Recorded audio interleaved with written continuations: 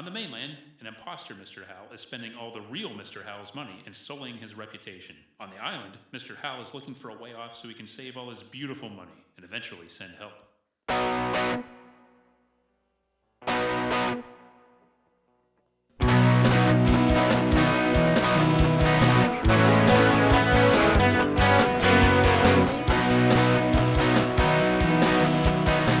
Battle of the Network shows. Join Rick Brooks and Mike Kogel as they explore the TV of the 70s and 80s through hand-picked episodes of their favorite and not-so-favorite series.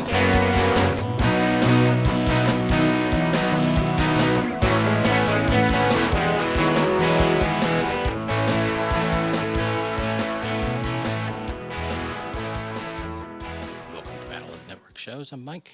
And I'm Rick. Hello, everyone. And it's a retro episode this week as we travel on the USS Minnow and crash on a deserted island. Yes. Known as Gilligan's Island. I don't think this will be a 3-hour tour. We might have a lot to say, but I don't know if we'll go that long. No, I don't think so. I mean, you never know. We could intend it to be a 1-hour tour, and it could end up being indeterminate. Yeah, 13, 14 years. When did the TV movie That's right. Rescue come out? Yeah, and then we'll open a hotel and play the Harlem Globetrotters. Sure. We'll find out we never really wanted to leave the podcast. That's right. Our hearts are still with the podcast. We didn't really need to be rescued from it. That's right, yeah. We just have each other. That's right. I think. Yeah. So Gilligan's Island, what were the years on that? 60? Yeah, 64 to 67. What a time. I mean, what a time in culture. That's right. But yet, it's like mid-60s, right on the cusp of all this stuff going on. Yeah. And Gilligan somehow seems like totally removed from it, right? Yes, pretty much, except for when a swinging rock band visits, or Yeah. there's an occasional nod to fashion, or even one I watched, I think, ended with a line about, I know skirts are shorter back on the mainland, but Yeah. this is ridiculous or something. Cold War tensions. Cold War tensions, yes. Sometimes, yes. So Mr. Howell once referred to the Johnson thing, The Great Society? Great Society. There's your Great Society for you. Here's your Great Society for you. Actually, that's kind of remarkably topical for Yeah, I know. 60s sitcoms to begin with, let alone Gilligan's Island. Yeah. I don't remember that reference. Yeah, and it's in one season black and white and 2 in color, which is kind of another interesting thing. It's kind of like straddling the 60s, these distinct parts of the 60s. That's right. But it is in that period of high concept sitcoms. Mm-hmm. And you know what? A little bit later when we talk about this episode, we're going to get some good examples of that as far as what was on this very night. Oh, wow. The same night as Gilligan's Island. Okay. And I'll save any references. Oh, well, hey. I mean, The Munsters, Bewitched, Yes. Jimmy Genie, There's a big one that's not thought of necessarily as a sitcom, Beverly Hillbillies. but had a lot of comedy and was certainly popular and a quintessential 1960s Okay. show. Is that part of your thing later? It is actually, okay. yeah. Then Okay. We'll save that.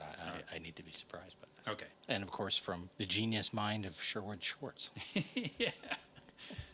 Yes. I mean, he didn't quite get the critical acclaim for the Brady Bunch, which No. came after this. Yeah. We've talked about that a couple of seasons ago. But Yeah. Gilligan's Gilligan's was for a long time, I think, probably just as prevalent in the culture. Today, I think maybe it's probably more Brady Bunch. Mm-hmm. But when I was growing up, I watched Gilligan's all the time and Brady Bunch all the time. I forgot. I got a Gilligan hat. Yes. And as I told Rick and Lori, I did a Google search for Gilligan hats. And Google and Amazon both know what I meant. Yeah. Well, there you go. Yeah. There is some other name for it, but and unfortunately it's not quite as worn in as Gilligan's. No, but It's very white. you do look very striking in it. Oh, thank you. It suits you. It barely fits. It's a large, extra large, and it barely fits. But I guess I could have gone with the skipper hat too. Yeah. I don't feel like I'm neither nautical or wealthy, so I don't feel justified in wearing a skipper cap. Yeah. Or like a character. Right. Yeah. I mean, you need to be in a mode to, Yeah. to really pull that off. And Mr. Howell had some, always had some good headwear too. Yes, including in this, he wears a skipper's hat. Yeah, that's right. I was wondering, I wonder about that. Was it Yeah. his or did he borrow it? I hadn't really thought of about that. Yeah. Yeah. And, and Skipper apparently has no issue with that. Yeah. I guess, some of the chain of command breaks down a little bit. He's got some money on the line. Yeah. Yeah. So did you watch a lot of Gilligan's? Certainly when I was like really young. in our 2 to 11-year-old, in the lower end of our 2 to 11-year-old. I remember watching it a lot and just being out, and of course it was on TBS, so my local superstation TBS, it was on all the time. Yeah. So yes, I remember lots of it, and I don't necessarily remember specific episodes. More a few, like the one where Gilligan thinks he's a vampire, and just the general people getting hit with coconuts and Yeah. people having weird forgetting who they are or thinking they're someone else, and that whole era of it. And the thing I alluded to on Dungeons and Dragons, the slight feeling of like being disappointed when they didn't get off the island, even though of course I wanted them on the island for the fun of the show. But Yeah. you're feeling what they're feeling. The other thing I seem to remember feeling, and I'm going to chalk this up to empathy for Gilligan, who of course a 4, 5, 6, whatever year old would be, most focused on was that like those times when Ginger was really like coming on to him and stuff, feeling very uncomfortable, like squirmy, and the way he was feeling, Yeah. Yeah. Yes, he was. It made him uneasy. Yeah, exactly. Yeah, and I remember maybe not entirely liking the skipper for similar reasons, because he was always yelling at Gilligan, Yeah. swatting him with his hat, and but kind of liking the professor. Yeah, the professor. I think he gets forgotten a little bit, but He comes off as a lot more amiable than I remembered. uh-huh. Like for me, I never disliked him, Yeah. but like kind of watching it now, it's like, yeah, Professor's actually a pretty cool guy. He is. mean, he's got the egghead reputation, but he just seems a lot more agreeable to a lot of stuff than you might think. Yeah, I mean, we can dive into this a little more in the episode, but you think of him as being the practical one, and maybe he and Mary Ann being the only intelligent ones. He's only a little bit more practical and intelligent than everyone else, I think. A lot of his ideas really aren't that great. Well- and I chalk it up to not that he's not intelligent, but it being a professor, and also just being such a generalist. Yeah.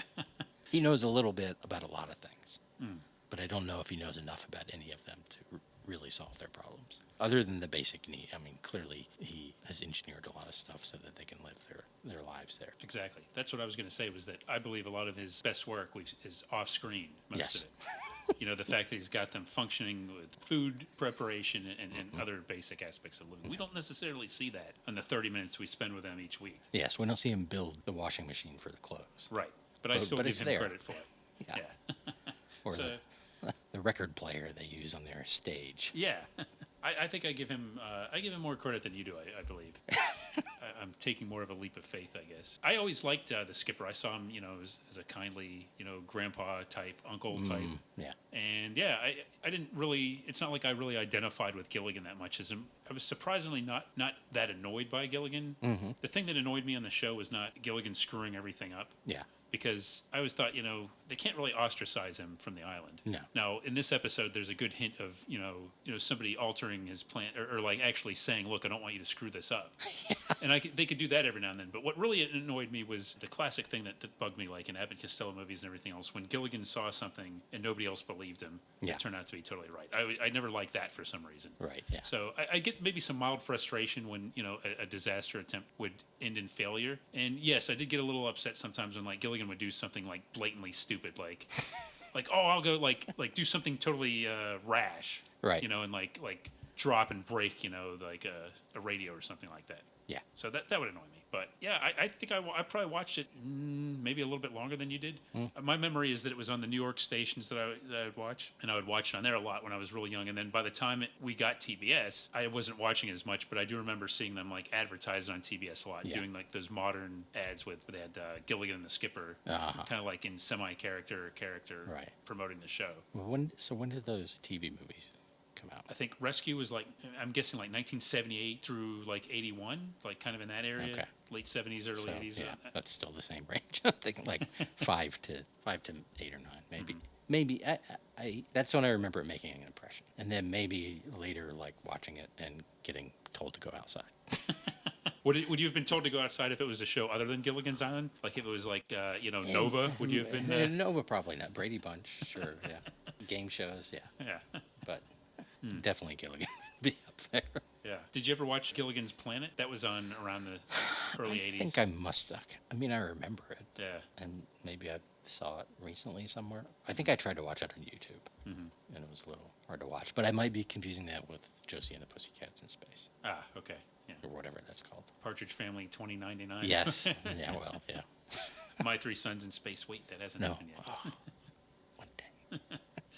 Yeah, I remember seeing like ads for the Gilligan's Planet, but I don't think I might have seen one episode, but for whatever reason it wasn't on my radar. Yeah. Maybe I was a traditionalist. Like, no, I want the live action Right. Earthbound Gilligan's. And that was the only cartoon version, right? There was a New Adventures of There was a Gilligan's. New Adventures, which okay. was kind of like the show just adapted to cartoon form. That was in the 70s, I think. Okay. So that's the one where they had everyone but Tina Louise. Yes. Yeah. Yes, and then the other one, I think, there's one where Dawn Wells did both the voices. Right. And the one where she wasn't there at all. She wasn't able to do it. But the Gilligan's Planet didn't last very long. I guess neither of them lasted very long. But it seems kind of I don't know, that seemed like a pretty good idea to turn them into a cartoon. But then the Brady kids didn't last very long either. But it's funny that they did it twice, or at least tried it twice. And I just love the premise that apparently, so in Gilligan's Planet, after they're rescued, they go in a spaceship and they get stranded on another planet. Yeah. In space. Why did they get on a spaceship? I respect that, in some weird way. But yeah, I watched a lot of Gilligan's, and I remembered like a lot of specific episodes, but yet I hadn't watched it in years. Maybe a handful of years ago, I got the Gilligan's Island DVDs. They were on sale, and I've been kind of waiting for an excuse to really dig into them. But I hadn't really done so until we decided to do it for this season. And then I've been watching, for a while. I've been watching a lot of it, and I think it holds up pretty well. I really I enjoy think it watching. does too. A few years ago, when was it on? It was on Prime or something for a while. I know I went through a period of watching some or Freebie or Yeah, it's on Tubi. yeah. And I know it's still on Tubi, yes, but it was on another streaming service before that. Yeah, and I think I watched some then. Oh, and I was recording some from MeTV or something, watching them. So I had seen some recently, and yeah, I think it's an easy show to be kind of snobby about. Yeah, But it's not trying to. It's just trying to be funny. That's all it's trying to do. Yeah. I respect that. right. Sometimes you want Cheers or something that has a little more meat to it, and sometimes you want something that's just goofy. Yeah, And then it is calling. You mentioned Abbott and Costello, and clearly it's calling back to Laurel and Hardy, and I guess Abbott and Costello, and any of those, especially the comedy duos with Gilligan and the Skipper. I think so. But I do think Laurel and Hardy has to be Yeah. right, Oh, sure. Yeah. especially what Alan Hale's doing is just some of his gestures and moving his fingers around and stuff. Looking at the camera, Yeah, looking at the camera. which I think he does like 3 times in the episode. I think I was doing a count. They're more subtle, like little quicker shots. But yeah, I love it. I love it when he does that. Yeah. And I think in this one, Gilligan looks at the camera at least once, maybe. But yeah, Laura, and also just the show, like, it's a live action cartoon in a lot of ways. So it's kind of drawing back to like silent comedy and kind of more Abbott and Costello and stuff with just like the surreal nature and just things being like sped up. And you see a lot of gags where, people going at super speed or slowing down and just crazy things happening. And I kind of like that too. Yeah. And what I saw, I think I only watched 1 or 2 of the black and white ones. But then even just reading the summaries, it seemed like that season was slightly more grounded than Yeah, I think that's fair to say. the other 2. Well, you know what? One thing that sticks out to me is the episodes that disappoint me a little bit. I might have mentioned this to you before. The dream sequence episodes. So I read Bob Denver's book and I read Russell Johnson's book. They're both excellent books if you're a fan of the show. But I think Russell Johnson, who of course was the professor, I think he made a point of saying that the cast loved doing the dream sequence episodes, and you can understand why. Right, They get to do something different. Yeah. But for me, there were several episodes I watched recently where like the first half has like a really good premise. Like the skipper is worried about the chain of command and what will happen if something happens to him, who will take over. Yeah. I'm like, oh, that's a great premise. I could watch 20-some minutes about that. But then they'll do that, and then they'll go into some dream sequence where Gilligan dreams, and stuff. Yeah. And a couple of episodes like that, and they just don't interest me as much, and I just don't have the patience for them.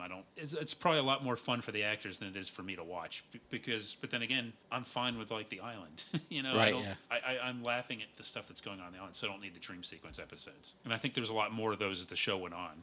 Yeah. See, I think those. I'm not saying I like them or not, but those are ones that kind of stuck in my head. Yeah, I think me too, actually. Yeah. They stand out. But I didn't. There's a couple of one where I saw it and I didn't realize that this is where the dream sequence was, or that it was in this episode. Or like another example, like one of the most notable episodes for me was, I think it was The Pigeon, where I think it's Sterling Holloway. Is like a prisoner who has a homing pigeon, and he sends it, and it gets, the pigeon gets to the island. That's the one where Gilligan and the castaways have to confront a giant spider. And I remember the giant spider, which Yeah. is a totally ridiculous, creation, but I didn't associate it with that pigeon episode necessarily. Yeah, so it's the one that's got a pigeon and a spider. But that one, hey, that was kind of wild stuff. I wouldn't say I was scared by the spider as a kid, but it was in my head. Yeah, I think when I was watching it a few years ago, I forget what, it was something in the episode made me try to figure out where Gilligan's Island was. I don't really know. No. I mean, somewhere in the Pacific. In the Pacific, yeah. Yeah. Every now and then they mention Hawaii. Right. And that's about as... Yeah. There's a lot of empty space out Yeah. in that part of the world. So, Right. I guess the implication is that Hawaii is probably the closest civilized place yeah. to where they are or something. And but that doesn't really mean anything. Parts of South America. Yeah. Yeah. And watching, was kind of choosing some that just seemed to have ridiculous summaries, like a robot lands on the Right. island, or a South American dictator, Yeah. which is a dream sequence episode, but yeah, Nehemiah Persoff. And I think that's Sherwood Schwartz's favorite episode. Really? Yeah, that's what Russell Johnson said in his book. I don't know why. And it seems like, too, like old Sherwood, I don't know if he gets many, if any, story credits. They had like a bunch of different writers and things, but it looks like he really did have a role in like editing, probably, and story editing and guiding the creative direction of the show. Okay. There's one like anecdote I read where, and I think this is just the way he worked. Like he had like a whole backlog of scripts like piled up ready to go, like because he just didn't want to be dependent on having to come up with stuff. So he would work ahead, but I think he kind of shaped a lot of it and probably just was uncredited. Okay. I don't know if there's many writers that are these days around left protesting that they haven't gotten their fair due for Gilligan's Island scripts. I'm sure some people back in the days when they were still making royalties, and people probably had a nice life after. Probably. Well, and that's the thing. I mean, it's good on Sherwood Schwartz if he didn't. Yeah. If he just like did it. I mean, I didn't get the impression that he was like going around bragging like, oh, all I got was garbage, and then I made it into slightly less garbage. Right. But I think he was probably like a hands-on, active force in the production of the show. Yeah. I was wondering that because, I mean, nowadays, like if a show says created by, it means the person who wrote the pilot. Yeah. But I get the impression, since he didn't, at least the first aired pilot, he doesn't have the writing credit on. I got the impression that then it used to be kind of like Quentin Martin, like maybe just 7 people Yeah. get marooned on an island. Go. Well, if I get the impression, I didn't read his memoir, but I really do get the impression that, according to his account, he was very hands-on and like he was the one that like shaped, was involved in like a lot of the casting decisions and stories throughout the show's run. But I guess he didn't have a ton of other stuff on the air at the time, so a little bit different than. And what else? I mean, besides Gilligan and Brady Bunch and the various spin-offs of those. I think It's About Time with Joey Ross and Imogene Coca. It was like 2 cavemen that get. What? I think I've lost you already. It was like, I think it starts out with spacemen going to the time of the cavemen, and then they change the show to have the cavemen go into the present time and like get acclimated to the present. Hey, yes, check it out. It's got a very catchy theme song, like any Sherwood Schwartz show. Yes, of course. That's very important. Yes. Yeah, we were talking about Chico and the Man in that theme song. Being about the character in the show, but Sherwood Schwartz theme songs always. Yeah, here it is. Here's the story. They're still remembered, and of course the controversy and the rest in the first season. Love that. Because it's just like, again, it's like, it doesn't save you hardly any time. No. There's no need for it. It just seems petty. And did that had something to do with their deals being signed late or something? Yes, they were like, there was some classification. So at the time they probably didn't I think the production didn't think it meant much of it. Yeah. But then once the show got going and it was clear that this is an ensemble of 7, then it seemed absurd for them not to be in the cast. Yeah, and yet it's still, once you know that and you see the credits in the 2nd and 3rd season, they still seem tacked on. Yeah, right, yeah. And to Tina Louise. Yeah. With these other 2 people. Right. Who don't even get their own. They get they're together. Right. Which is probably one of the reasons they're paired in my head. Yeah, that makes sense. And I guess there's so they redid the song anyway, and there was like this big mystery as to who recorded the theme song for the 2nd and 3rd seasons, because they're not credited. But in Russell Johnson's book, co-written with a pop culture historian, he talks about, I think they seem to have solved that thing. It was different than the Wellingtons, who sang the first season theme song and also appeared in the Rock Band episode. Right. Which is another one I remembered very clearly. Where they had the honeybees. Yeah, I watched that one. That There's so much weird about that. One, like, I mean, they're clearly like Beatles. Yeah. I mean, their costumes are like weirdly in between early Beatles and almost like hippie Beatles. Yeah. Like, yeah. I mean, there's like some fur vests and stuff that are very later 60s, but then they're still playing Hollywood beat music, basically. And, of course, they're playing electric instruments without amplifiers on an island without electricity. Yeah, they had great sound. They did. You could hear it everywhere. for those limitations. And that was another episode, like another example of like one of the great recurring themes of the show is how many people visit the island, Yeah. and leave and like just don't care about them, Right. and like don't do anything to help them. Yeah, they're always angry, or like Yeah. they're angry about something, because they came there to get some quiet. Yeah, Instead, they have all these annoying fans. but I do like when they come up with like a storyline reason for them, like in this episode. Yeah. They a lot of times they do make the effort to come up with a storyline reason as to why they're not going to send somebody back, or maybe somebody says like, forget it, I'm not telling. Because there's like there's a surprising amount of people that like Don Rickles is in an episode. As himself? No, he's a scoundrel. He's a kidnapper. Oh, yeah, a lot of them are criminals. Yeah. So they have a built-in motive not to cooperate with anybody. Really. Yeah. See, there's more clever writing than you might think Oh, yeah. with Gilligan's Island. There's sound story logic. I was looking at my Harry and Wally's favorite shows book. Mm-hmm. They give Gilligan's Island 1 star, and they spend like 2 paragraphs like ripping apart all the stuff that everybody talks about. Like, why do they have so many clothes if it's a 3? Now, granted, this book was written like 30 years ago before it was kind of a cliche to point that out. Yeah. So they have good points, but it's like, well, so what? Right. I never had a problem with all this. And only certain characters have a lot of clothes. Mm-hmm.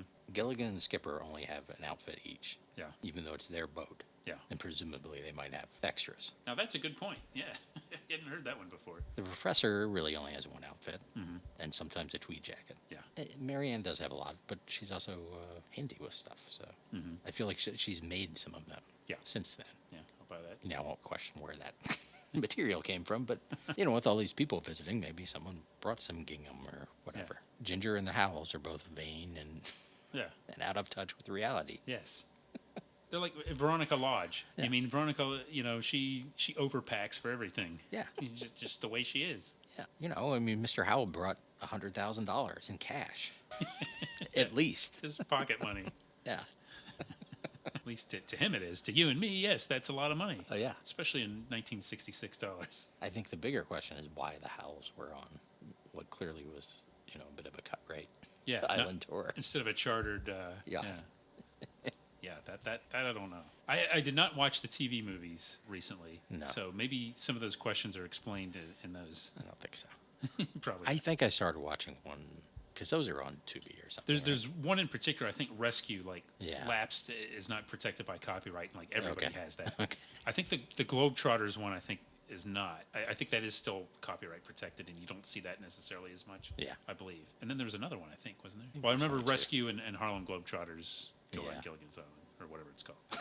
Harlem Globetrotters go on Gilligan's Island. Right. Gilligan's Island meets the Harlem Globetrotters. Now that should have been the title. Yeah. I don't know if it was, but Because, of course, like any good show with a strong location, the location is a character. all the yeah.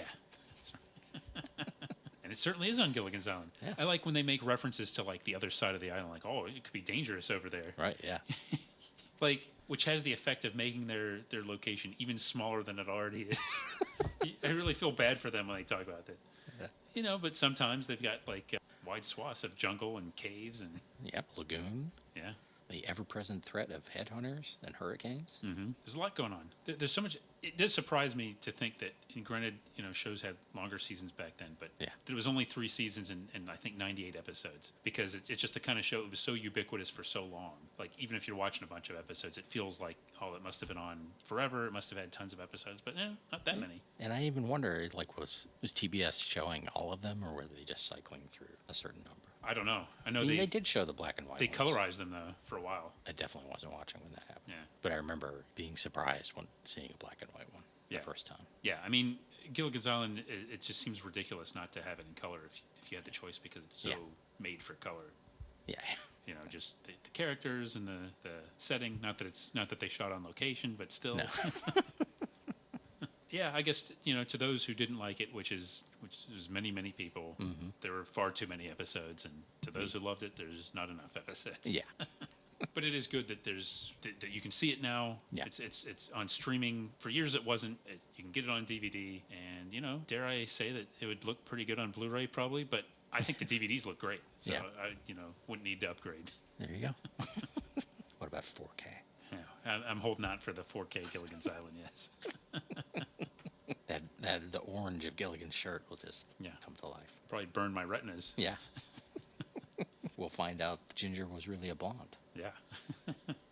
Yeah, and that's another thing that comes up in the books. And a lot of it's like reading between the lines. Mm-hmm. But Tina Louise notoriously didn't have a relationship with the show for years and years, and she's still with us actually. Yes. But apparently, she expected to be the star of the show and was disappointed that it was more of an ensemble and just didn't. Especially in his book, Bob Denver makes a lot of like references to Tina Louise being kind of difficult to work with, which is kind of a shame. And what was her? I don't know much about her. I mean, was she an established person then? She wasn't like a star actress or anything. Yeah. No. I mean, I think it's possible that somebody told her, like maybe her agent told her, yeah, this is going to be built around you. Yeah.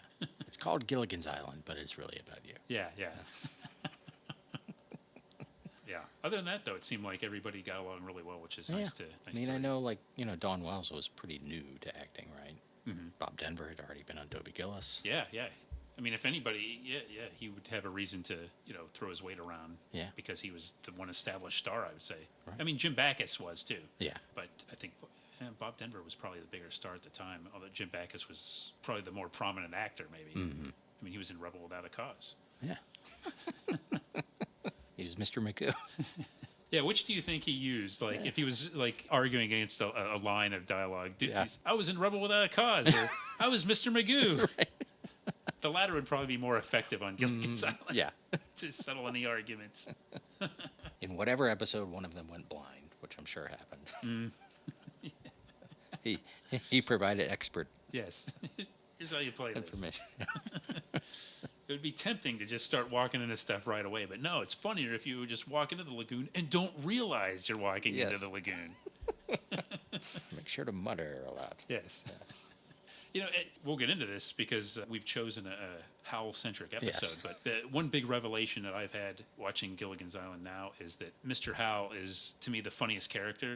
Like, I love the Skipper and Gilligan scenes together, but Mr. Howell, to me, just cracks me up. I mean, just every episode, he's brilliant. He's such a ridiculous caricature of wealth. Yeah. And Lovey is such a weird character. She is, yes. And I was thinking about, the balance of men and women, and I realized I just think of them as a pair. Like, I think that's 3 men, 2 women, and the Howells. Yeah, that makes sense. They're always together, pretty much. Right. Yeah, it is. It's almost rare to see scenes, especially with like Lovey and Gilligan. Like, I kind of take it notice because you don't see that too often. I think that's one of the great things about the show is like, yes, everybody's like a total caricature stereotype, but because there's 7 of them, right, they like kind of balance each other out. You don't have it's not like you're spending 30 minutes with Mr. Howell. Yeah. You're dividing them up for the most part with a lot of different like ridiculous characters, and that helps for me. It does, yeah. Too much of any of them might be. Yeah, I think so. And like I remember not being that into the movies, and it's possibly because of that. Because like, do we really need an hour and a half? Yeah, probably not. But maybe. I mean, the other one has the Harlem Globetrotters. Maybe they balance things out. Yeah. Like, get a break from Gilligan and get to see Geese Osby. Yeah. When the clown prince of island comedies met the clown prince of basketball. It was a special moment. Yeah, that's good. I hope Casey Kasem said it like that, too, when it was on NBC originally. If I had heard that, I'm sure I would have watched it live. I would have stayed up to watch it. I remember being bothered by Gilligan having long hair. Yeah. It just doesn't look right. Yeah. I mean, people age, but of all of them, the shaggier-haired Gilligan did just something. It was off-putting to me. When Gilligan getting older was just something I couldn't abide. Whereas some of the other, the Skipper and the Professor and Mr. Howell, they had already sort of reached some sort of middle age. Right. So they probably didn't look that much older. Yeah, and That's another story that keeps coming up is that Lovey, Natalie Schaefer, she wouldn't tell anybody her age. I think she was like 63 or 64 when the show started. Okay. And they didn't really know for sure how old she was until she died. Oh. Years later. She just insisted on, she would like play it off and like, what does it matter or whatever. Mm-hmm. Yeah. So, hey, good for her. None of my business how old she is. Now, of course, for a lot of people, there's the Ginger or Marianne question. Do you think that anyone there's a Gilligan or Skipper question? Good question. I've never come across that, but there may well be. Like, which one would you choose if you were on the island? Yeah, there's two distinct types. Yeah. It's could be a controversial decision, but Or Gilligan and the professor, or Right. Whatever. There are a lot of options there. Mm-hmm. Yeah, I can't weigh in on that one, but No. there probably Certainly is. doesn't have the same pop culture traction. No, it doesn't. But that's the thing about an iconic TV show, especially like these retro shows that we do. Mm-hmm. There's plenty to talk about, and that's right. just pointed out another exciting avenue that people can explore. We might not explore that Right. particular, Yes. but people can. Certainly, people could chime in on our Facebook group if they wanted to. That's right. Now, Marianne or Ginger, I really haven't encountered very many people in life that profess to a preference for Ginger. No. And part of it is, to be fair, part of it is like her personality can be a little overbearing. Yeah. Sometimes. Like I was saying, it's a little unsettling. Yeah, it's tough to compete with Marianne. Yeah, and as you know, for many years, I shared a desk with a friend of the show, Dan. Mm-hmm. He had an autographed picture of Dawn Wells hanging on the wall. Yeah. So I got to know her better. Yeah. Every time I looked, Yes. Unambiguous preference on his part. yeah. Although he has met Tina Louise, too. Yeah, Tina Louise, who we talked about in our Dallas episode, right? That's right, yeah. So she's making her second appearance. That's right. Take that. Alan Hale's making his second. Yes. All right. Welcome back to the podcast, folks. And if we ever do a retro holiday special, I'm sure Jim Backus might make an appearance. That'd be a good one, yes. Yeah. It's one of my favorites. Mr. Magoo's Christmas Carol. So, should we Yeah, I think we get should. on this on the island? I mean, this is a particularly dense episode, so Yes, it is. we need to save some time to cover the plot intricacies. Right. So the episode we chose was, Will the Real Mr. Howell Please Stand Up? From the show's second season, and it premiered March 17th, 1966. So yes, as we go way back, so here's what else was on primetime TV in the networks. So on CBS, we had The Munsters at 7:30, which you mentioned earlier. Gilligan's Island at 8. Wow. At 8:30, My Three Sons. Whoa. What a lineup right I there, know. right? Munsters, Gilligan's, My Three Sons. 9 o'clock, the fun factor goes down a little bit. Although it was a comedy movie, The Notorious Landlady with Jack Lemmon, so I'm not familiar with that movie. No. A little bit of changing the gears. Notorious is part of the title. Yeah. It's not the landlady, and that the movie is notorious. Yes, the Notorious Landlady is The title. the title, yes. Okay. And it's not about Helen Roper. I do know that much. ABC, well actually first I'll go NBC. NBC had Daniel Boone at 7:30, Laredo at 8:30, Mona McCluskey at 9:30, kind of a lesser known sitcom, and then at 10 o'clock the Dean Martin Show. Ah. With Godfrey Cambridge, Joey Heatherton, and Alan and Rossi. That great. Speaking of great comedy teams earlier, Alan and Rossi. ABC. Okay, ABC at 7:30 had Batman. Oh, That's the show I yeah. was talking about. And this was part 2 of a Catwoman episode with Julie Newmar. The episode where Batman is trapped by a tiger, like thrown into a... We had a Viewmaster of that one. Oh, cool. That'd be a great one, yeah. So this is Thursday night, by the way. 8 o'clock was Gidget. 8:30 was The Double Life of Henry Fife with Red Buttons. It was a sitcom about a guy who's like mistaken for a spy and sort of gets into espionage. And every week goes on and on about whatever. So, you got a medal. Yeah. Never This had guy a got medal. Never had. Abraham Lincoln, who never got a medal. Bewitched at 9 o'clock. There you go. This is like the night for this Yes, stuff. you got a lot of these. Peyton Place at 9:30. Uh-huh. That's a little odd. And then 10 o'clock, The Baron, which is like I think a British co-production, kind of an espionage adventure show. Okay. So there you have it. 1966. You get your espionage, Yeah. like all these themes. So you kind of get the James Bond stuff in there, Right. with a couple of these shows too. I mean, when we started, I was going to say clearly CBS is the night, but then Batman was on. So. Yeah, I mean that's almost cruel for Yeah. kids to have Batman and the Munsters on at the same time. Yeah, that's a tough choice. Yeah, Especially because probably you'd seen part 1. yeah, So then you got to see part 2. exactly. Not knowing that in a few years that it would be on all the time. Right. All of these shows would be on all the time. Exactly. Yes. Except for that red buttons one. And Yeah. Mrs. Mona Mona McCluskey. Yeah. Had Juliet Prowse was in that one. Uh, I think she was a socialite or something who marries like a serviceman and Hilarious. yeah, elite worlds mixing with more blue collar worlds or something like Okay. that. Yeah. I haven't seen, I've not seen it. So yeah, that's the night of television that this Gilligan's episode is dropped into.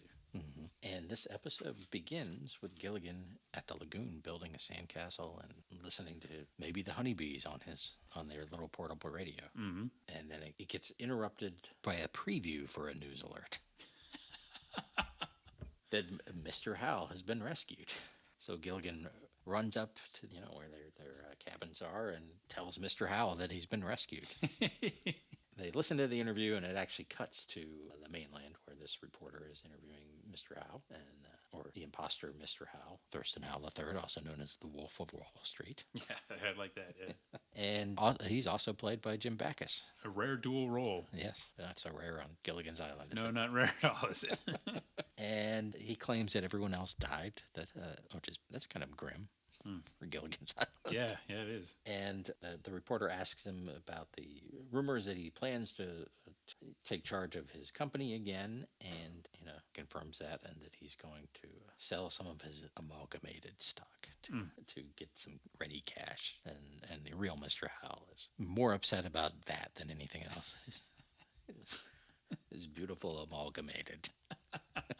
Yeah, he does not react well. No, and in fact, he charges to the lagoon and into it to the idea that he's just going to swim to the mainland, I guess. Yeah, and he's chanting, kill, kill, kill. This is about as much fire as you ever see from Mr. Howell. Yeah, and Gilligan and the skipper drag him out of the lagoon, and Mrs. Howell is there. Yeah, I love that. I laughed out loud at that. That's great. And I guess like rules about stock trading are a little bit different then, because I don't think people really do that these days. Go on the media and tell everybody what they're about to sell. No, I think that might be against the law. Yeah, that's not really a standard procedure for sure. And Thurston and Lovey are in their hut, and she says something like, it's not all about money or something like that. And this is classic Gilligan's Island too. Like somebody says something random. There. He's like, you just gave me an idea. Usually it's Gilligan. Yeah. Little buddy, you've done it again.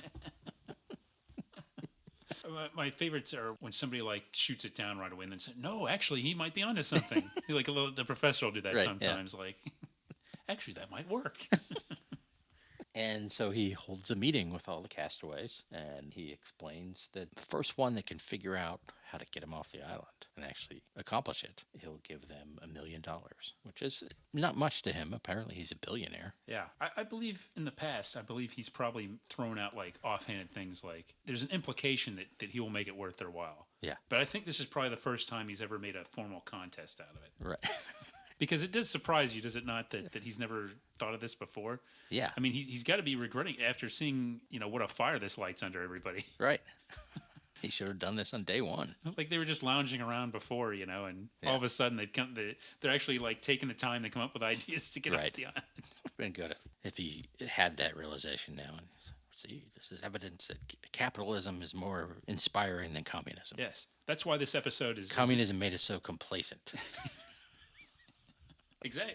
It's why another example of how brilliant Gilligan's Island is, because this show is at the same time a critique of capitalism and promotion of it. Yes. It critiques it in the obsession of Howell with the system, while also showing what an impetus that the prospect of money is to getting things done. That's right. Brilliant. And they all get excited, and they're about to run off, and he's like, the contest doesn't start until I rip this $100 bill in half. Yeah. Which for a brief moment it was like this is the one uncharacteristic Howell moment in it, but then afterwards you see him trying to tape it, just starting to put it back together. But he should know it's still legal tender. Yeah, doesn't matter that it's ripped. I like to think that to him it's the aesthetics of it. He just can't bear to see the money not torn intact. asunder. Yeah. Yeah, everybody runs off except for Lovey, and then you want me to do it too? Yeah, better to keep the money in the family. Yeah. I kind of would have liked to have seen a brief scene with Lovey, like with a notebook, trying to write, plotting out ideas to get them off the island. Would have been interesting. Which is, of course, the next scene is Gilligan and the skipper sitting in their hut with legal pads. Yeah, right next to each other. Yes. trying to work out ideas. Lots of wads of paper around. Yeah. And Gilligan, I think, pretty practically says, maybe we should get together, pool our resources, and split the money. And the skipper doesn't want to because Gilligan's a one-man disaster area. Yeah, he's right. He is right. And Gilligan even has to admit it after, running through a few things that he messed up. Remember that time never mind that. And Skipper does say, I kind of like this little touch. Skipper says, yeah, I'd be glad to share the money with you. I just don't want you being part of the conception of this. That's true. And Gilligan goes off to find some feathers for whatever his idea might be. And then the Howells are listening to the radio again. And now the imposter is at the stock exchange. He sold his amalgamated. And now he's going to sell some Apex International. And Mr. Howell once again runs to the lagoon and gets dragged out. And I laughed out loud again. Just the frantic nature of it and him physically having to be dragged out. And Right. I loved it. And then it's probably the same footage. Yep. I love that too. And this radio station, by the way, is all over this story. It is. I know. They're giving really great coverage of it. I guess, if Elon Musk or whoever, Warren Buffett, let's say. Richard Rich's father. Someone rich and famous got Scrooge lost McDuck. Lost at sea. Scrooge McDuck. Yes. Yeah, let's keep to the fictional. For months or years, and then showed up. They probably would be a big news story. It would be a huge story, yes. Even on a radio station that, Yes. like a pop radio station, presumably. Right, yeah. From what Gilligan's listening It to. broadcasts out of Hawaii. Yeah.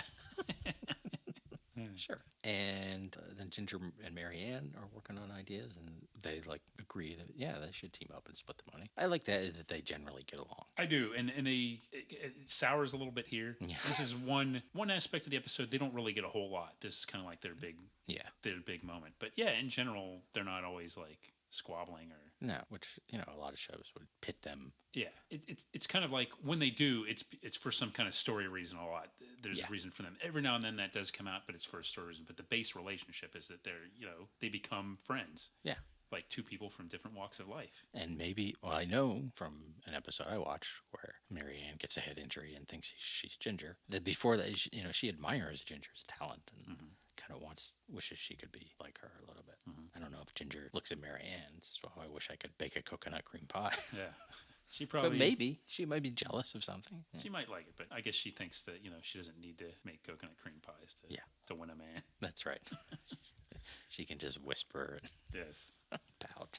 So they share their ideas. Ginger, speaking of, wants to put on a musical comedy show and wear a skimpy outfit to attract the attention of pilots flying over. And Marianne's like, well, they're flying at 20,000 feet. Yeah. Ginger said, pilots have a radar for these things. Yeah.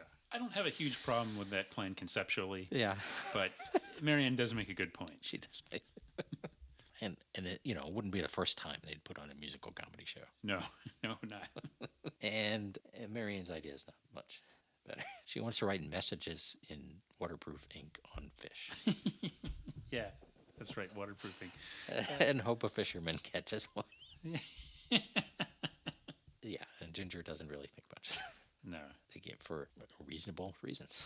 Yeah. One thing I like about this too is that it's kind of played like it's not really the greed that's causing the disagreements, but they just think the ideas are stupid. Right. It's not like they want to sabotage each other's plans. They just, I mean, even now, $500,000, that would be. Yeah. That's nice. That's life-changing money. Yeah. So now the imposter is at a horse race. I believe it's called the Howell. The Howell Stakes. Howell Stakes. And he's with some new arm candy. We don't actually see this. And Lovey gets mad at the real Mr. Howell. He's like, yeah, not even me. Yeah. But it could be. And the reporter asks if the rumor is true that he's going to merge Howell and Consolidated. And the imposter is like, oh, no, that one's not true, but it's a good idea. I think I'll get to it. Yeah. Boy, again, the finance world is much looser back then. Yes.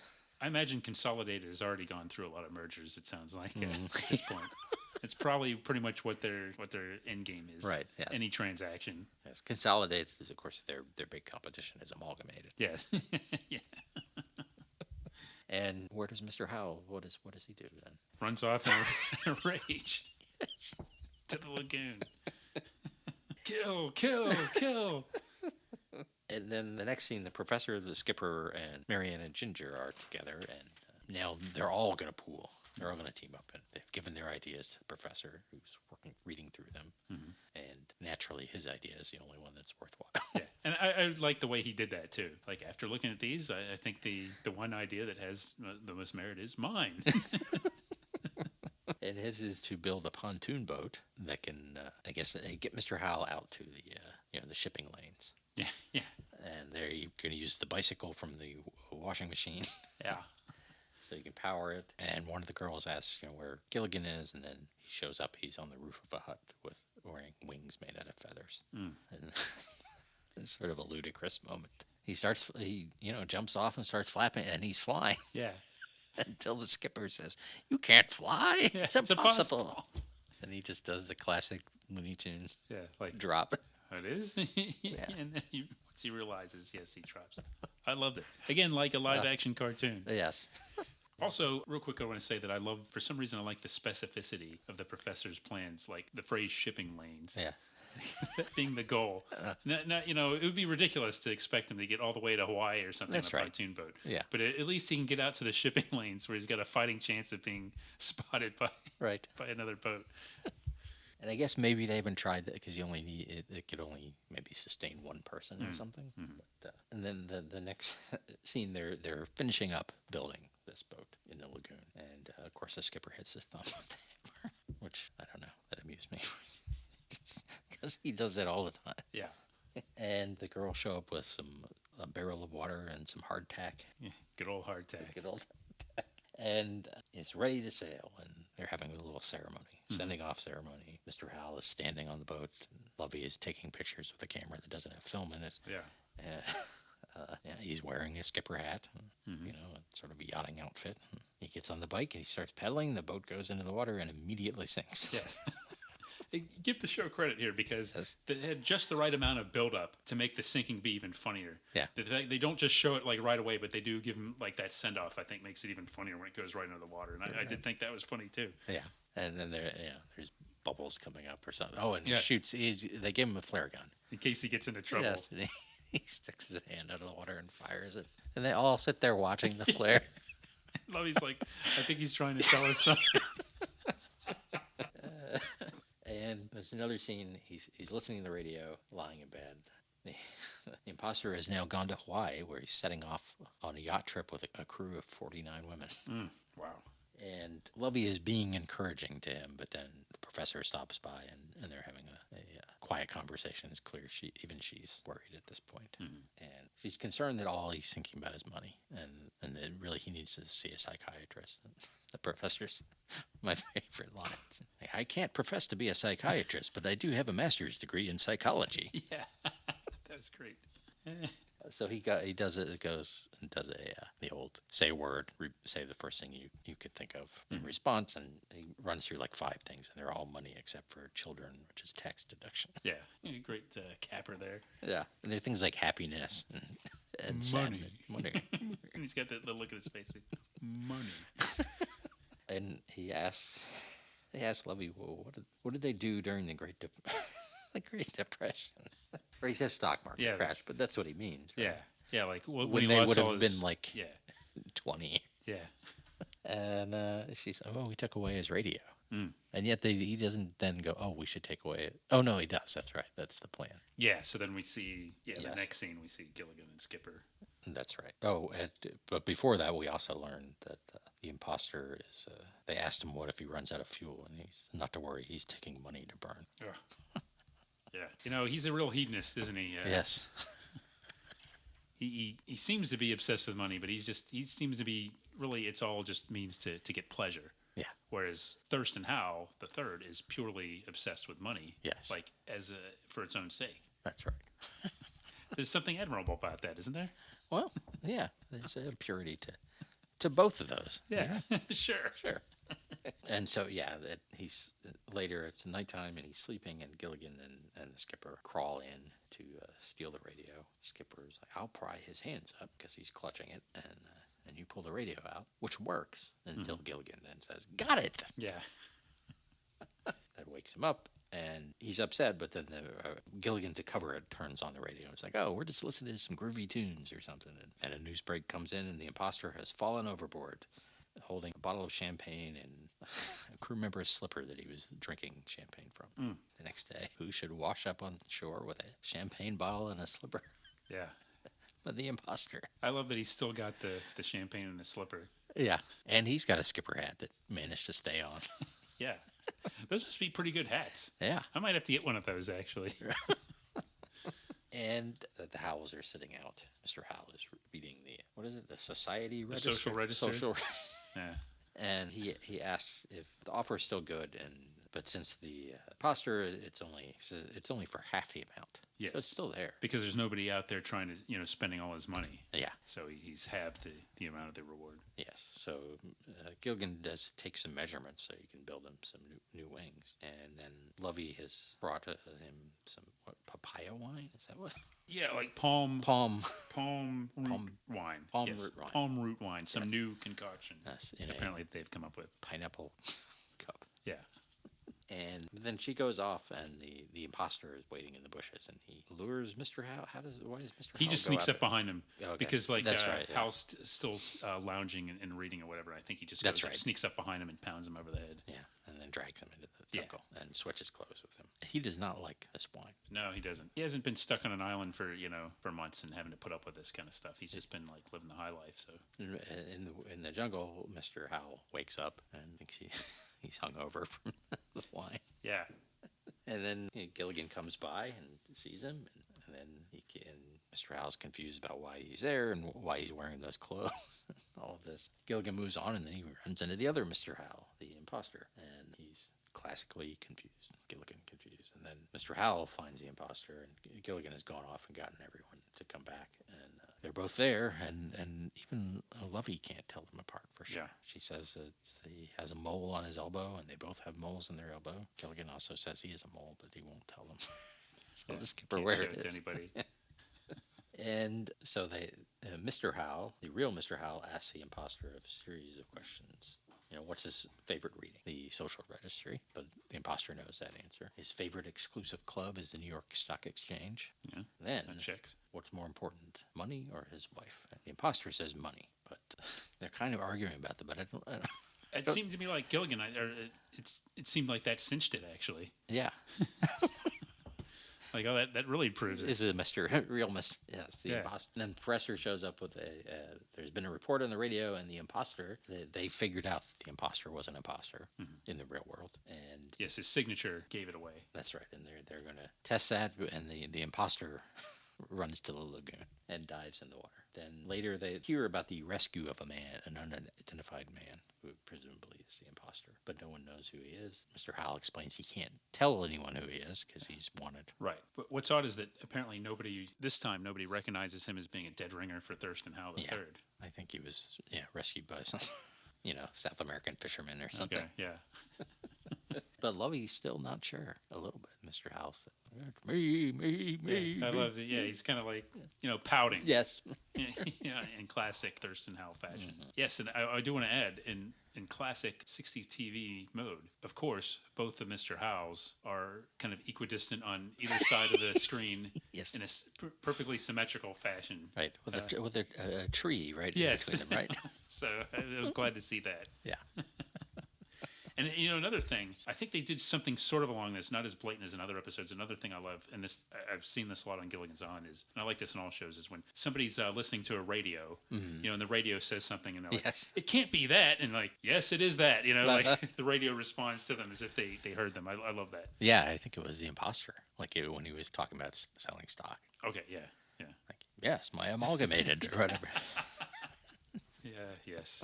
Now, so that's the episode. That's the episode. Let me tell you, since I've been talking about Russell Johnson's excellent book here on Gilligan's Isle, it's called. Here's what there's an episode guide, and he has kind of a little tidbits or something if something comes up in the thing. And Bob Denver's book too. He has like a selected one, maybe like half the episodes. He's got some story or something like that. So here's what Russell Johnson said about this episode. At this point, I think the writers of our show began feeling the effects of island fever. We all thought this one really came out of left field. Well, Mr. Johnson, I enjoyed this episode a lot. Yeah. Maybe not the most grounded in reality, but very entertaining in my opinion. Hey, if this is what comes out of left field, Yeah. I want more episodes out of left field. Yeah, and I'll take the kid from left field too. Can join it. Well, it seems like a lot of good things come from left field. Yeah. Gary Coleman, Uh-huh. this episode. Yep. Ricky Henderson, one of my favorite players. Used to play left field. Uh-huh. What's so wrong with left field? Yeah. We might need to change that expression. Right. I don't even know why that's that expression. Yeah. That really doesn't make any. That came out of left field. Yes, I guess it did. Like, I mean, what's coming out of left field? Yeah. I mean, The ball? Yeah, I'm sure there's a good reason for it, but Yeah. there's right field is just on the other side of you're in a stadium. It's not like they're that far apart. This usual anti-left bias. Probably. I mean, not political. I mean, like Left-handers. Yeah, and- yeah. Maybe. I mean, Mr. Howell wouldn't like left field. Probably not. No, I don't think so. Food for thought there. Yes. I'll have to look that up. We'll put it in the show notes. Yeah. Or, let us know. Yeah. Look in the OED. They'll have a good explanation. So yeah, what'd you think about this episode? I mean, look, Yeah, it was very entertaining. let me give credit to wife of the show, Lori, because when I was taking a note and I almost missed Skipper's first look to the camera. Yeah, I think I must Like I have said, missed it was all very of them. brief. Yeah. And he's got a couple of different ones too. He sometimes does the dismayed one, the frustrated one. There's a lot going on in there. So Yeah. but you do get to see a couple of them. But you have to pay close attention. He is a very physical comedian. He really is. Yeah, like things he's doing with his hands, his gestures, Shoulders. Yeah, yeah, Yeah, can't. And his looks often involve him bringing Right. his shoulders up. yeah, yeah. He was great. There was an Alan Hale Sr., right? Yes. Yeah. Who looked and they look just they look alike. I mean, they're dead ringers, almost like the two Mr. Howells in this episode. That was great casting, man. Yeah. They found a guy that looked just like Jim Backus. Right. I think that's really something that can't be emphasized enough is how well the casting works on the show. Yeah. For whatever reason, it just really works, and the characters are memorable. I mean, you can see like the original pilot where they had a different professor, and the Ginger and Marianne characters were a little bit different. Okay. And it's easy to say in hindsight, well, it doesn't work, but it really, it's really just makes a huge difference. Cast, they might have had varying degrees of confidence in the series, but they gave it their all, and for 3 seasons, they became these characters. Maybe a curse for some of them, but Some of them, yeah. But I mean, as we said, Tina Louise was on Dallas. And yeah, I mean, Bob Denver had multiple Yes. other shows, including Dusty's Trail, which was basically Gilligan's Island on a wagon train. right. And yeah, it's not quite. And Far Out Space Nuts, which was basically Gilligan and the skipper in space. Yes. Yeah, he didn't quite escape the character. I think I Alan had Hill, that I don't other even know show. if Alan Hill tried to escape the character. I think he embraced the character. Yeah. I think he probably, liked being called the skipper. Didn't he have a restaurant? Yes, Alan Hale's Lobster Barrel. Right. I think it was. And I think he greeted people wearing a skipper's hat. And Russell Johnson was a perennial guest star and stuff, right? Yeah, yeah. I mean, Russell Johnson was like a decorated war hero too in World War II. He was like flying fighter plane missions and was wounded, brought down by a plane. Wow. Pretty interesting life the guy had. But yeah, I think I'm very impressed with Mr. I might save my ranking of the characters. I'll maybe save for a power rankings post. Okay. This week, but. All right. But it's clear that I like a little bit of something about all the characters. Yeah. There's not one character out of 7, which is good. There's not one character that I cringe or groan when they come on the screen because I can Right. enjoy something. There's some I like more than others, but overall, yeah, I enjoyed the whole cast. Yeah, and I think if you haven't watched it in a while, go back and watch it. Just tap into your childhood sense of humor. Just something that's just funny. I mean, The Munsters was the same way. There's when we talked about that. Yeah. There's no message. Yeah. There's no, other than it, then maybe people can get along. Different kinds of people can get along. Just people having fun. I think if you go in and accept it for what it is, you might enjoy it. That's right. And, we've been talking about money and wealth. And, have we mentioned that this podcast is totally free? No ads. But we do have a store where you can buy T-shirts. That's right. And we get a little something for that. Yeah, please buy some. The money goes to us and TeePublic. Yeah. It doesn't go to Amalgamated. No. And now that I finally thought of doing this, you can find a link right in the description in your podcast app. Also for our webpage, where mostly Rick writes a lot of cool stuff, including power rankings, top 10 lists, the show notes, the detailed show notes, The video playlist. video playlist, You can see commercials and promos related to what we talk about. and a link to our Facebook group, which you can join if you're on Facebook, so inclined. And Talk about Mona McCluskey. Come on there yes, and tell us about please. that. We don't know everything. We haven't seen everything. No, we weren't even alive when this originally aired. So. That's right. But pretty cool. My 66 benchmark is always the Beatles' Revolver. That's a good one. Yeah. Yes, but then you see all these. Gilligan's Island was airing around the same time, or how diverse the pop charts actually were. Yeah. Not everything was psychedelics and conflict, and although I guess maybe to some people Gilligan's Island is a little psychedelic, but Yeah, there might have been conflict among the parents that didn't want their, the Yes. family TV, the one set tuned to Gilligan's Island. That might have caused some conflict. right. But there wasn't a big outcry about how Gilligan's Island is going to turn our children into idiots, isn't it? No, I don't think so. But Right. I wouldn't be surprised if there was. Yeah. I bet somebody in the New York Times might have made that case. Right. Probably not turn the children, just turn everybody into idiots. Yes. Not singling out the kids. Well, I thought they would watch and want to be like Gilligan. Hey, being stupid works for him. It's possible, yeah.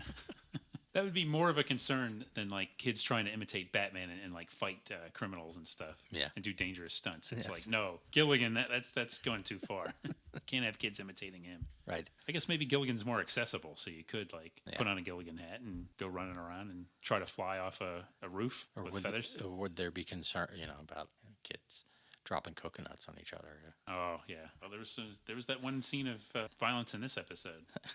Hopefully not imitated by anybody. Like, now, if I let's see if it really works. If I drop on a coconut on your head, will you get amnesia? Yeah. Did that actually happen in an episode, or did I just think that happened in an episode? I know Yes. there were other head injuries, but Yeah. There was maybe more than once. I'm sure there was one episode where, Yes. and I can't remember who it was that had. Wait a minute. Well, I guess not amnesia, but how did Marianne think that she was Ginger? She was. she was Ginger was performing. And Marianne was just kind of watching her with stars in her eyes, and then something happened. I kind of looked up. She fell and hit her head or something, and then when she came to, she thought she was Ginger for quite a while. And then, of course, he does not profess to be a psychiatrist. Yeah. But he tried some options, including, we just have to pretend she is Ginger. So Ginger had to pretend she was Marianne, and that didn't really help too much. And then eventually he hypnotized her. That didn't work, but Gilligan was watching through the window, and he got hypnotized. And then he woke up in a bathtub thinking he was Marianne. Well. And he had to get re-hypnotized. I think Marianne finally, the shock of seeing Ginger as Ginger, I think maybe she fainted and that was the thing. So it wasn't like, we just need to hit her on the head again. Yeah. But I can hear him saying, Right. well, logically, if a blow to the head gives you amnesia, another blow to the head would Reverse the process. Reverse the process, yes. Well, let's try it, Professor. Yeah.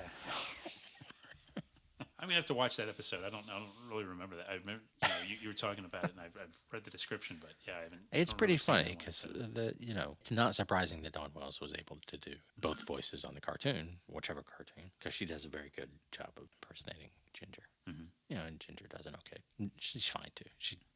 There's less to imitate there. Right. And Bob Denver just talks like this.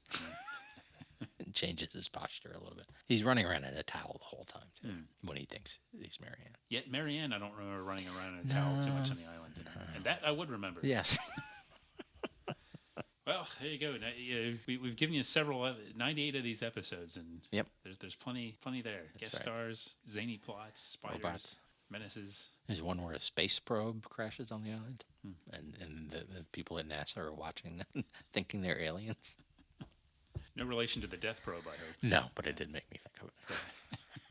And so many guest stars. I like that the guest star on this was Jim Backus. Yeah. And we didn't even mention the Phil Silvers episode. Yeah. We referred to it, but maybe I think that's the one that TV Guide put in their top 100 episodes. Was the producer where Phil Silvers is Harold Hecuba, who gets stranded on the island, and they put on the Hamlet, musical right? version of Hamlet. Yeah. For his benefit to curry favor with him. So that's a. Does he come back? There's a different character that comes. Isn't there some character that comes back a second time? Yes, the one Hans Conried plays, right. Wrong Way Feldman. That's like early in the first season. He's like a barnstorming pilot. Oh, okay. Various criminals, as we said, mobsters, and pirates, savory types. Yeah. Oh, there's an episode I just saw recently where Rory Calhoun is a hunter Oh. who wants to hunt big game. Yeah. And he decides he's going to hunt Gilligan. Right. And Gilligan's got 24 hours to survive. If he can last, 24 hours, he won't shoot him. But in that 24-hour period, yes, he can shoot him. And I'm sure Gilligan unwittingly outwits him. Yes.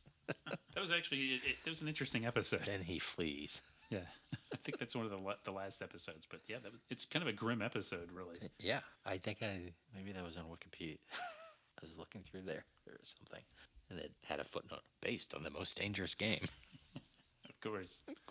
Yeah, I'm surprised they didn't do like a Rashomon episode because they covered a lot of other ground, At least I don't think They they must did. have done. Yeah, they probably did. Yeah. I don't remember it, but yeah. Well, I do remember it. No.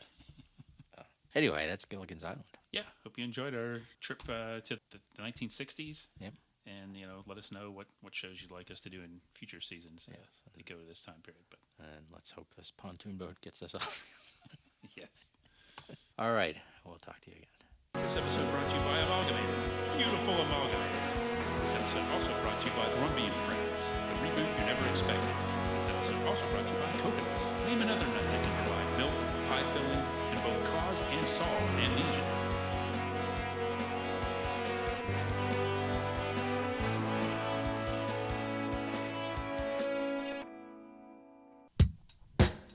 Join us next time for another exciting episode of Battle of the Network shows. Learn more, leave feedback, and suggest future episodes at battleofthenetworkshows.com. Follow us on Twitter at BatNetShows and like our Facebook page, facebook.com/Battle of the Network Shows.